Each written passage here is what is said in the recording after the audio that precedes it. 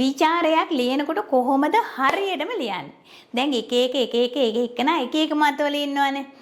ගොඩක් දෙනෙක් විචාරය කියලා කියන්නේ මේක මේ විදිහටම තියෙන්න ඕන කියලා එකක් නෑ පුතේ. විචාරයක් කරනකොට මේ විදිහට තියෙන්න ඕන කියලා නෑ. අපි විචාරයක් කරනවා කියන්නේ නිර්මාණයක් පිළිබඳ අපේ අදහස් දක්වන එකනේ.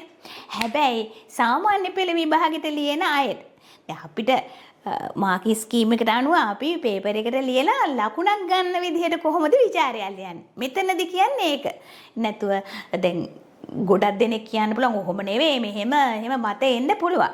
හේතුව විචාරය කියන එකට එහෙම නිශ්චිත පිළිවෙලක් නැහැ අපේ අදහස්. නේ කියන්නේ හොඳ කියනවා නරක කියනවා මෙහෙම වුණා නම් හොඳයි කියනවා නේද? ඒ වුණාට මෙතනදී අපි සාමාන්‍ය පෙළ විභාගෙදි කරන්නේ අපිට තියෙන කාලය ගැන හිතන්න ඕන. අපිට තියෙන අදහස් ඔක්කොම ගැන උදාහරණයකම සතර කම්මන්දේ ඕකේ කේවට්ටගේ චරිතය හාස්‍යයට ලක් වී ඇති අයුරු කියලා ගත්තොත් එහෙම අපි අර ඔක්කොම කරුණ ලියන්නේ නැහැ. හරිද? එහෙනම් කොහොමද මේක ලියන්නේ? දැන් සාමාන්‍ය මඟුල් ගෙදරක යනවා වුණත් අපි යන පිළිවෙලක් තියෙනවානේ. නිකන් ෂෝටක් ගහලා බැනියමක් දාන එහෙම යන්නේ නැහනේ. මඟුල් ගෙදරකට අන්න පිළිවෙලක් තියෙනවා. ඒ මඟුල් ගෙදරක යන්න ඒ ලෑස්සෙන පිළිවෙලට විතරක් නෙවෙයි ඕන තැනකට යන පිළිවෙලක් තියෙනවා. ඒ විචාරයට තියෙන පිළිවෙලක්. හරිද? විචාරයට දැන් අපි සාමාන්‍ය පෙළ විභාගයේදී විශේෂයෙන් මෙහෙමයි ලියන්න ඕනේ. ඔයාලා හැඳින්වීමේ කොටස ලියනකොට ලියනවා බුදු අම්මේ දැන් කේවට්ටගේ චරිතය හාස්‍යයට ලක් වෙන ආකාරය කියපුවාම 550 ජාතකය ගැනයි උම්මග්ග ජාතකය ගැනයි පාතරෙන පරාක්‍රම බාහු රජුරුවන්ගේ ජාතකය ගැන ඔක්කොම ලියනවා. එහෙම බෑ. එහෙම ලියන්න අපිට කාලය මදි පුතේ.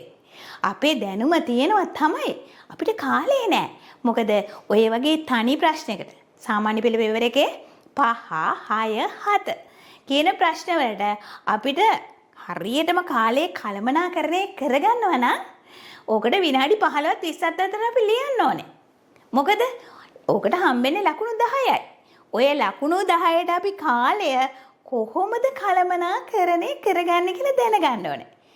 අපි යන්න ඕනේ ලකුණු පස්සේ වැඩි ලකුණට වැඩි ඇටෙන්ෂන් එකක් වැඩි අවධානයක් දෙන්න ඕනේ. එතකොට එහෙමයි කියලා අඩු ලකුණ අතහරිනවද? නැහැ මෙතන ලකුණු 10ක් කියන්නේ එදා ලොකු ලකුණක්. ඒ හින්දා විචාරයකට ලියනකොට අපි මම මේ හැඳින්වීමේ කොටස තමයි මේ කියන්නේ. හැඳින්වීමේ කොටසදී මොනවත් කරන්න ඕනේ පොඩි කොටසක්. මෙන්න මේ ටික. මොකද්ද? යුගය කතුවරයා මුල් කෘතිය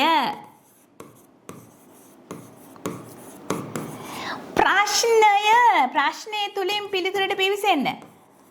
මේ අපේ පැරණි පුරාණ ගද්‍යවල නම් ඔහොම වෙන්න මේ අනිත් ඒ වගේත් එහෙම තමයි. හරි කොහොමද? දැන් සතර කම්මන්ත්‍රණය වගේ නා. හිතන්නකෝ. කුරුණෑගල යුගයේ බහුකතෘ මණ්ඩලයක් විසින් රචිත 550 ජාතක ලියන්න පුළුවන් නේද? එන උම්මග්ග ජාතකයේ කේවට්ටගේ චරිතය හාස්‍යයට හා උපහාසයට ලක් කරන ආකාරය අපූර්වය. නැත්නම් මොකක් හරි ඔයාලට පැහැදිලි කරන්න පැහැදිලි කළ හැක. මොනවද පැහැදිලි කළ හැකිය. ඔය වගේ මොකක් හරි ලියන්න පුළුවන්. නේද? එතකොට අපිට රූල් 3 කීම් වගේ ලියන්න බෑ. නැත්නම් අපිට මේකට වැල් වට ආරන් දාලා ලියන්න ගියාම අපිට තියෙන කාලේ කළමනාකරණය කරගන්න බැරි වෙනවා. තව එකක් තමයි. මොකද්ද? ඔය දැනුම මොන දැනුමද? පොත ගැන, කතුවරයා ගැන ඒ විස්තර පළවෙනි ප්‍රශ්නෙන් දෙවෙනි ප්‍රශ්නේ මැනලා ඉවරයි පුතේ. ඔයාලගේ ඒ දැනුම පළවෙනි දෙවෙනි ප්‍රශ්නේ මැනලා ඉවරයි. මෙතනදී බලාපොරොත්තු වෙන්නේ අහලා තියෙන ප්‍රශ්නෙට පිළිතුර විතරයි. ඒ නිසා පිටු භාගයක් විතර මේ හැඳින්වීම ලියපුවාම අපිට ප්‍රශ්නෙට උත්තරේ ලියා ගන්න වෙලාවක් හිටින්නේ නැහැ. මතක සිතුවම් ක්‍රමවේදය සිංහල විෂයට හඳුන්වා දෙමින් හරියට සිංහල උගන්වන හරි අපූර්ව සිංහල මිස්ගේ පාඩම් වලට දරුවෝ විතරක් නෙවෙයි වැඩිහිටියෝ ආදරය කරනවා. ඉතින් මේ හරි අපූර්ව සිංහල මිස් මෙහෙවන යොදුන් ගණන් දුර අතික්‍රමණය කළ හරි අපූර්ව ඔන්ලයින් සිංහල පන්තිය 6 ශ්‍රේණියේ ඉඳන් 11 ශ්‍රේණිය දක්වා බය නැතුව ගෙදර ඉඳන් සිංහල ඉගෙන ගන්න. 074 360 225 අංකයට ඔබේ නම ශ්‍රේණිය WhatsApp කර tipsarya.lk වෙබ්සයිට් එකට රෙජිස්ටර් වෙන්න.